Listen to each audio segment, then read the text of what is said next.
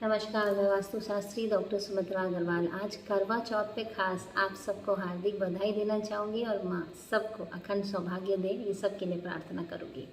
सबसे पहली बात, करवा चौथ का नाम करवा चौथ ही क्यों पड़ा? सबसे पहले करवा इसलिए क्योंकि करवा नाम की एक पतिव्रता स्त्री थी जो अपने पति को बहुत बहुत प्रेम भी करती थी और उनके प्रति बहुत समर्पित थी।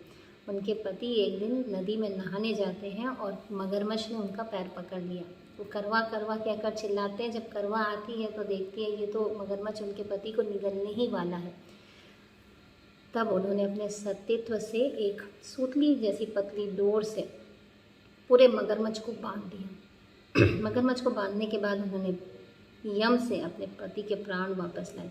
हमें से काफ़ी लोग सावित्री और सत्यवान के बारे में तो जानते हैं कि वो काल जयी थी। अपने पति के लिए उन्होंने काल को जीता था।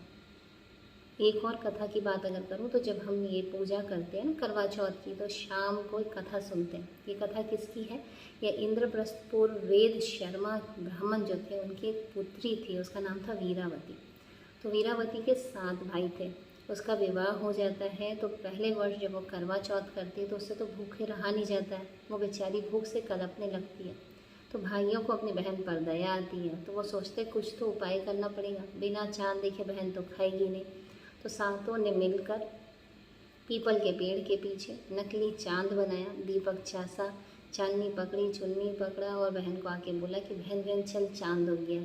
बहन ने चांद देखा, अर्घ दिया, पूजा किया। भाभीियों को भी बुलाया तो भाभीियों ने बोला नहीं भाई, हमारा चांद तो रात को ही उगेगा, ये चांद आप ही का उगा है। तो बेचारी भोली थी, कुछ समझ नहीं पाई। उसने पूजा किया, बैठ गई खाने। तो पहले गस्ती में बोलते हैं उनके वहाँ से बुलावा आ जाता है कि आपके हस्बैंड की तबीयत काफ़ी ख़राब है, आप आ जाएं।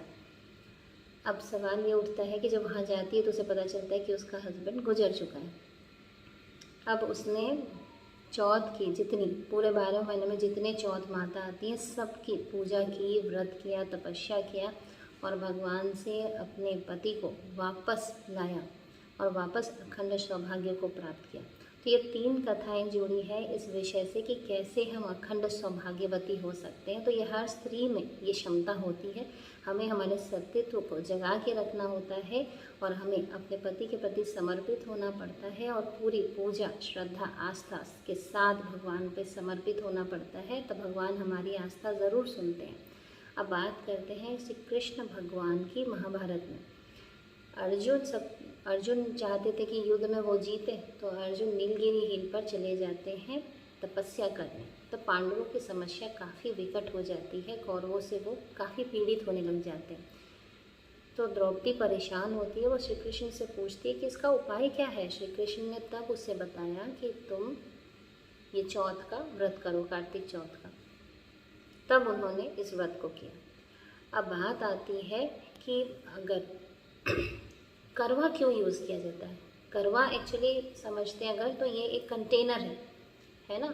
तो ये करवा चौथ जब आता है इस टाइम हार्वेस्टिंग का सीज़न रहता है। हार्वेस्टिंग मतलब फसल काटने का। तो बड़े बड़े कंटेनर हुआ करते थे पहले, जिसमें जो फसल काटी जाती थी उसको स्टोर किया जाता था। तो ये उसी का सिंबॉलिक है करवा, जिसको हम आज के डेट में यूज़ करते हैं करवा चौथ में। इसके अलावा और एक सबसे महत्वपूर्ण बात है कि सबसे पहली बार करवा चौथ का पाठ, पूजा या अर्चना किसने की थी? पार्वती जी ने की थी, शंकर भगवान के लिए की थी।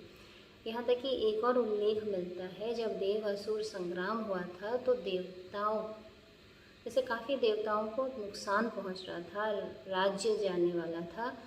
तो देवता ब्रह्मा जी से पूछते हम क्या करें।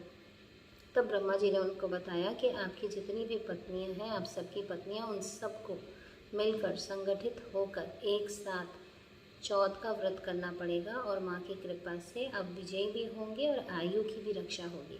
तब सारी देवियों ने करवा माता की पूजा की, अर्चना की और जितने भी देवता थे वो युद्ध में जयी हुए और उनकी आयु की रक्षा हुई। तो यहाँ से शुरुआत होती है करवा चौथ के कथा, पूजन और सबकी। आपसे फिर मिलूँगी, फिर कुछ और चर्चा करूँगी करवा चौथ पे। नमस्कार।